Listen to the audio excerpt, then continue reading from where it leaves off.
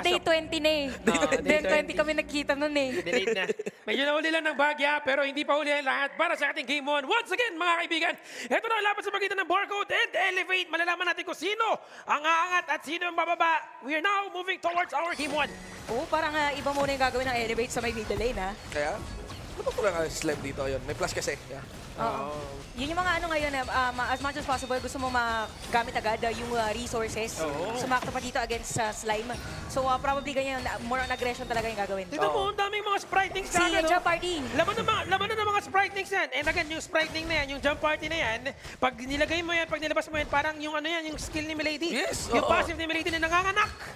Nagkakaroon ng mga, ano yan, mga twins, baby twins. Yung mas maliit. At saka sa mga ano na nagtatanong, hindi kasi nila alam na napapalitan pala yung sa Sprite. I-hold Ayan. nyo lang po yun. Sa simula Sa ng Ghost Sprite game, League, pili yes. kayo at pili kayo sa tatlo. Parang ano yan eh, itago na lang natin sa pangalang Pokemon. Pokemon. Pokemon. Pipiliin mo yung ano, pipiliin mo yung una mong starter. Oo. Pipiliin mo yung una Mamili mong ka starter. kung anong element. Oo, anong element.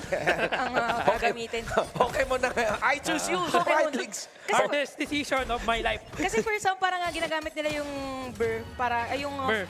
burr, Ah, para yan, ano yun? may slow. Maganda yun. Oo, tsaka yan ang- pagka firepower naman, yung Yes. burn na ang kanilang pipiliin. So the usual pa rin na makakita natin for both teams. Early rotation lang muna Yeah. or mag-clear muna ng minion. But top lane, dito sa match-up between Casual lang. Hyde and Cristo, yung typical pa din, paunahan Typical. na lang. Pero tatlo talaga lagi dito sa gitna. Yeah. Right now, they're totally building up a unit na, oh, hold up ata. Pwede matuloy si Migs. Ang agad ng flash. Baka pwede na to. First blood. Yun na nga, Kaya, mga kaya. kaibigan, para sa Shi. Nakuha ka agad ang first blood, sabay kailangan magbamba out dito ng Barcode. Ang ganda na ginawa nila doon, no? Again, na-mention ni Chantel kanina kung gaano sila pumipwesto with the invade. Kinuha nila yung mga Peppa Pigs, but unfortunately, hindi naging magandang decision para sa kanila kasi naka-respond kagad ang Barcode. Nakakabata, Drake Strike. Tapos Ay! follow up ng Shi. Ayun lang, Yun nasa lang. focus. Buti na lang, may passive ang Ishing. Oo, if not, ay baka nabigyan na rin doon. Oo. So far, a lot of Another pressure one coming in from Barcode. At ang nagiging maganda dito, nagkakaroon sila ng answer Yeah. sa ginagawa ng Elevate. Kasi kanina, Elevate yung aggressive. Teka. Para Nakapok lang, may pokes lang. Maba talaga range ng ano, ng Ladies and Tsaka Oo, Yuhu. parang gusto mo din. Ano bang magandang hero na mga pwede mong isabay sa isang Yuhuan? Siyempre, Ladies Hand. Pag connect ka agad, yung kanyang Mournful Tempo, sabayan mo ng rolling raid, sabay bigyan mo ng basic attack. Guguluhan mo lang. Oo. Napakadali. Tsaka homing nga kasi. Homing Ayun nga kasi. pa, oh. Ang ano lang talaga dito, talagang, ang kulit nga, napaka-intuitive ng buffing ng HOK. Binap si Yuhuan, tumodo sa roam, tapos saka naman i-introduce yung Sprite Link na actually counter kay Yuhuan. Oo. Kasi ginugulo nun yung targeting ni Yuhuan eh, na auto-aim, di ba? Ganyan. Kaya pala first, parang sinasabi nila, may mga heroes din na nahihirapan. Sa Sprite. Oo, kasi dami. meron nag-post actually na nahihirapan sila na kasi doon tumatama yung mga skills. Yes. So, Madami, yung placement din actually ng Sprite Ming ay malaking bagay kung Yes. kailan mo din siya gagamitin. But so far, no, kung kanina, medyo aggressive mga teams natin. Kalmado muna ulit. Yes. So, talagang nakafocus din si VVV. Nakapwesto sila dito sa may bottom lane. And even for Ivalice, hindi din tinatantanan itong bottom lane dahil pwede silang kumuha ng objective. And Hindi natin nakita. Oo, hinabol na lang din ang camera natin. And totoo yun, Chantel, nag-tone down talaga. Kasi nung nagto-tone down sila, 30 seconds yun bago lumabas yung Tyrant. No? Ang maganda dito, nakapondo si BBB men. Nakaka-cash in na yan. No? On another part, nadali si Hyde doon. Pero si BBB pre, ang aga nakuha yung Axe of Torment. May Axe of Torment na. Kanina pa niya suot yun. Flash in! Grabe. Mali si Migs, ha? Gusto niya ipilit talaga para makuha ng kill. Pero walang flash yung Lian po para dito sa Tyrant Battle. Pero nasa una sa pwesto ngayon ng mga membro ng Elevate. Zone na ginagawa ni Ivalice dito at hindi ito ilalaban ngayon ng Barco. They decided to go for the trade. Top lane outer turret destroyed in exchange for the Tyrant para sa Elevate. Ang ganda na ginawa ni Mix doon, just to give the pressure, talagang pinlash-inan niya, ginamit yung Tremor Smash, just so they can give the pressure na yun na gusto nila kunin yung Tyrant. Dahil doon, nagkaroon sila ng free space at contested yung Tyrant. Yes. kaya kung mapapansin niyo in terms of gold, wait lang, bottom lane. Yeah, lapit dito. Mukhang lumapit, no? Pero again, Sheena naman, Soul Focus. Nakadiretso lang sila. Pero yun, guys, sinabi natin na because of that trajectory rin for Barcode, even yung gold nila, kitang-kita natin doon sa graph na lumalamang.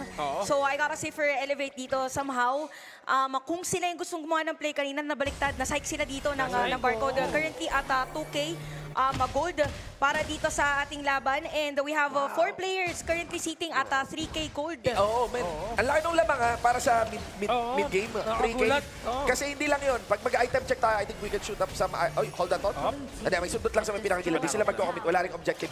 Pero pag nag-item check tayo, pre, Baldo, si Baldus kakabili lang Axe of Torment ulit. Bakap de, humahagod ngayon. Yung, take note, may Relentless Blade pa yan. Yung pain na yan. Tapos si Yato, nakabili na rin ng Venomous Staff. Flaming Ban mula kay Azar, inangat si BBB dito na parang santo. And of course, ultimate, mga kaibigan, layo pa mo full tempo. Yung ating yuhuan. Inangat nga naman na parang sa... Di ba sa Cebu kasi inangat. Inangat. Inangat kanina talaga na-exit. Napatingin ako agad eh. 3-1 ang ating score at medyo may kalamangan pa rin ng Barcode pero magandang pambawi na gawa doon ng Elevate after that by the bot side. Pero meron bang bakbakan na magaganap dito? Kumat lang. Wala na. Oh, nag-iiwasan muna yung mga teams natin actually kasi despite na may nangyayari doon sa may bottom lane, nag-focus muna yung Pay. And the rest, nag-cut na rin ng minion dito sila Yato. Para as much as possible, kung doon mapupuntahan, makakadiretso dito yung Elevate. Or hindi makakadiretso rather yung Elevate. Yun ang problema dito ha. Hindi nila napapansin. Dami nila nangyayaring clash. Ang dami lamang na binibigay dito ng Barcode pero si Elevate Azar nagkakaroon ng pagkakataon na magkaroon ng magandang space. Hindi pa siya buo sa mga items niya. Chapsuy pa yan ha. Pero malapit na mabuo yung kanyang, kung Axe of Torment man ang kanyang uunahin dito. Oo. Ayun, kinamada niya would be the Eternity Blade. Flashing Thundering Strike. Nanakap dito na puwersa ngayon. Yung ultimate dito coming in from Azar. And of course, gives these stats on that one. Walang objective dito, so I think babay lang itong dalawang team natin. May mga may mga skills na nagamit. Uy, baka kasalubong. Para sa Pay, na-commit, nahila. On that skill, at follow ng Mayin. Tutuyo to na combo, pero wala na pa rin babatuyo man dito. Parang lakli ginawa siyempre ng ating Byron. Pero flashing pa rin si Han para maipalamon yung paa doon sa Pay ng kabila. At di pa nila tapos dito kasi gusto pa nila kumuha ng isa pa. Nadali nila dito si Chris 2. Ito ang inahabol niya si BBB. Haru, wala na malalim. Ginamit ang kanyang Blood Rage. Buhay pa rin siya. But still taking so much damage sa ito sa gitna ng laban. BBB ang nahuli. Nangalaman dito ng mga miyembro ng Elevate. Akala natin kanina it was actually a Barcode na lalamang kasi parang pa-sandwich play sila. But because of 4 players dito ng Elevate, mas tumagal sila doon sa team fight. I really have to commend nag-flash in pa dito si Mix if I'm not mistaken para lang talaga na mag-zone out pa ng mga players doon. Yung crowd control nila dito is napakalaking bagay kasi si Cristo, di ba papasok na siya kanina, sasalubungin niya. But because of the crowd control, hindi nakapasok. Ayan, look at Ibalis para lang talaga suportahan yung kanyang mga kakampi. Fully committing on that one. So kanina may clear na lamang yung Barcode. Kung makapal yun. No, nagkakauna sila for a few seconds, 30 maybe to 1 minute when it comes to the item race. Pero nung pumasok na tayo sa init ng mid-game natin, no? Nung nag-groupings na, bawi agad yung Elevate. Tsaka ito si Haro ngayon is currently leading pagdating doon sa gold natin. So, yun yung kinagandaan ngayon. Kasi kapag yung isang mong player ay same lang din ang gold for others. So, pagdating sa teamfight at kumpleto kayo, kaya nyong pantayan yung damage na kayang ibigay. Yes, and so ngayon nakita natin na buo na ni Azar yung kanyang Eternity Blade. Hindi pa siya magpupunta ng kanyang Axe of Torment. May bagbakan na mahuhuli yata ang isa. So may pinakaganda, Conductor of Souls, mga kaibigan, Aliato as well. Sumanto ulit si Yato dito. Of course, walang pampigil para kay Haru. Wala mang minion wave. Darating yung maybe 3 seconds. Maybe there's a cut. Tandaan na doon sa may pinakagilid si Mayin. Of course, spread tayo ngayon. Depensa para sa mid tsaka sa taas. A lot of juggle coming in from Elevate actually. So yung pressure din nila is, kung ikaw yung Barcode ngayon mapapaisip ka, may hindi kasi sa may middle lane kanina, tapos parang nagpupush din dito yung side ng Elevate sa may top lane. So nakabil na ngayon ng Elevate yung kalamangan sa ating laban. And mabilis din na pupunta dito sa ating objective. So parang ang hirap ngayon for Barcode kung paano sila magre-regroup. Pero yun yung winning condition nila. Kailangan nila mag-regroup. Kailangan nila dito may maganda na setup play. Ano yun? Hinagat! Wala ring Infinite Bastes talaga si Azar doon. May push pa siya eh. Pwede niya in-expect yung nangyari doon. Wala, lamang yung Lion Tiger Katol sa Dragon Katol. So, that's it mo. And again, I really love to comment the shifting between the lanes. Napakabilis lang. Kuha ng attention sa taas, punta sa gitna, kuha yung taas, diretso agad sa Tyrant, tapos may bonus pang kill. Ito lang yung situation ng game Like, finally, na-unlock na natin yung situation ng game. Buti na lang may Mass of Agony si Yato. Kasi sa totoo lang, kung wala yung Mass of Agony, walang direct counter sa health stacking ni Haru. Yes. Ang kapal ng HP bar ni Haru, mga tol. Yan, pa-clandestine cape. Pero yan, with the Blood Rage, tapos kasama pa yung Dragon Shield, di ba? Tapos, tapos, ayan pa.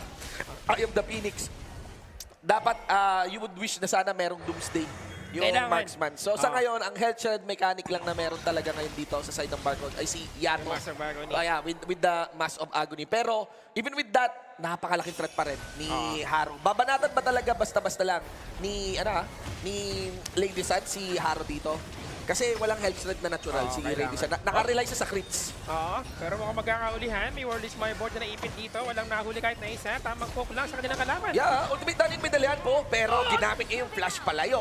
Wala yung ult na yan available para simulan tong Tyrant. Oo, pero halos walang mga buhay yung mga players dito na elevate. Pero Oo. siya pa rin yung unang pwesto. Balgus, oh. Also have to take note yung Top, positioning dito ni Baldus. Oo. Pero makikita siya ni Hyde. Yapi, pinagsustok ni Hyde dito, full combo, nagamit niya yung 2. Yun lang, Wala iba tatakbo si Hyde. Pero naka-buy time siya para makuha ng Tyrant. elevate yung Tyrant. Patay si Hyde. Oo, nasecure nila yung Tyrant dun ha. Pero at what cost ang magaganap dito? Meron konting damage Yep. towards the top lane na tower natin. But again, secured life for Tyrant.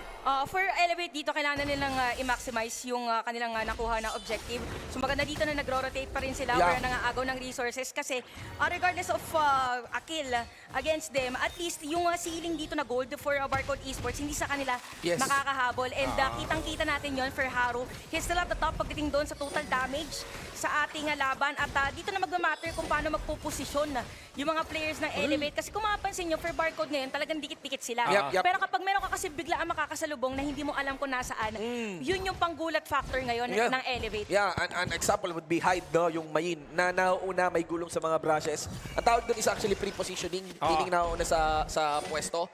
Right now, towards the item, mga pre, emphasize na yung mga marksman natin. Finally, may sagot na para kay Haru. Nag-Starbreaker na. Starbreaker Kahit pa paano na. may penetrations na, no? Pero, pero yung health stack hindi pa rin nasun. Pero okay na rin ang Starbreaker. Meanwhile, ganun din.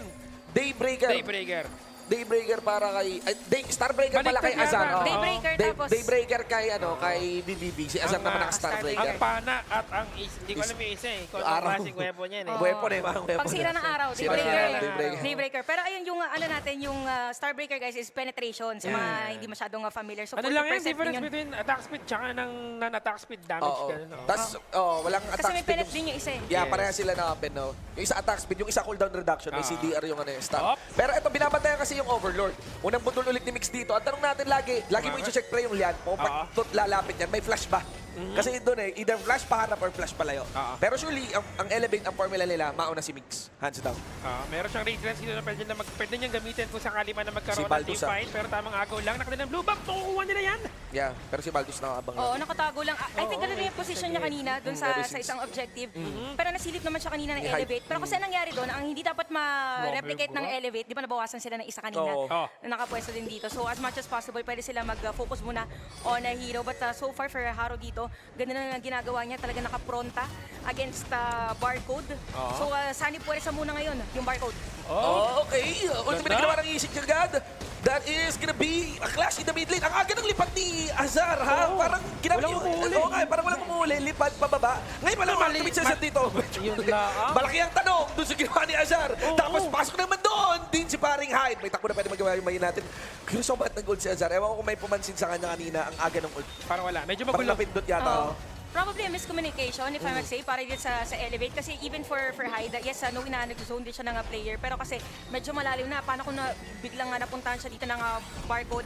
Very detrimental yun para sa kanila. But for this match, gotta say na talagang dikit yung laban. May juggle pagdating sa economy. Yes, Talagang yes. hindi siya lumalaki. Parang Yan. cap na natin yung 2K kanina. Naku po ha, ito ngayon ang pagkakataon ng Elevate para kunin ng Overlord uncontested. Pero alam yan ha, alam ng Barcode pero di pa nila alam kung kailangan nilang pumasok ba, kailangan nilang mag-contest or kailangan nilang mag-push ng mga side lanes instead. Just gonna go for the blue buff, nakuha nila yan. Pero yun nga lang, nakuha naman dito ng Elevate ang ating Overlord. Yeah. Alam nyo, Tol, no? Ang kaiba ng laning phase na parang may lamang yung Barcode, yung si hindi na makabuelo.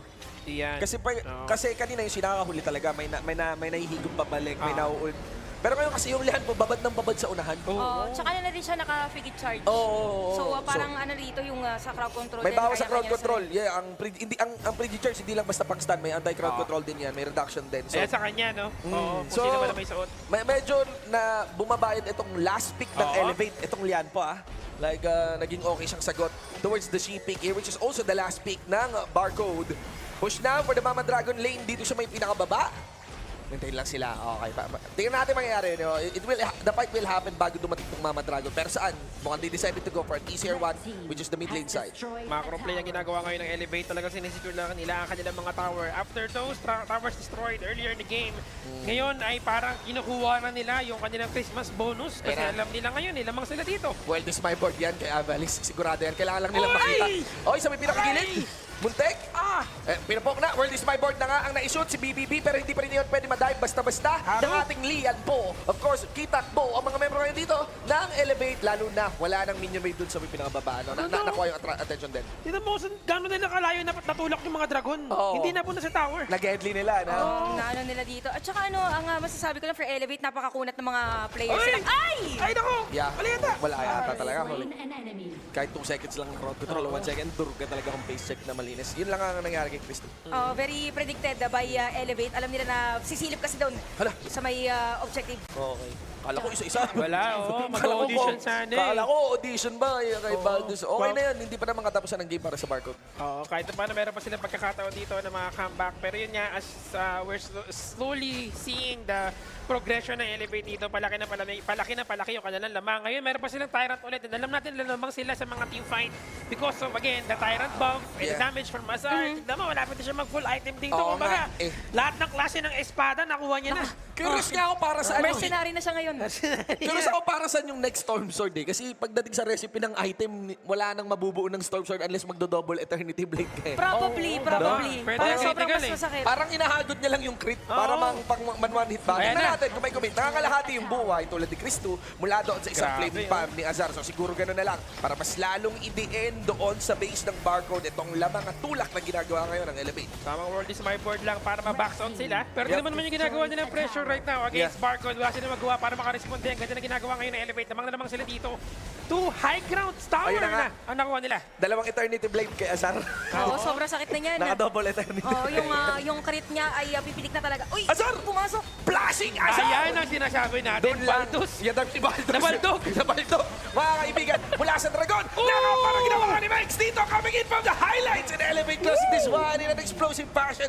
Wiping out 4 members. Elevate takes game number 1 against Barcode. What a good way to end that game.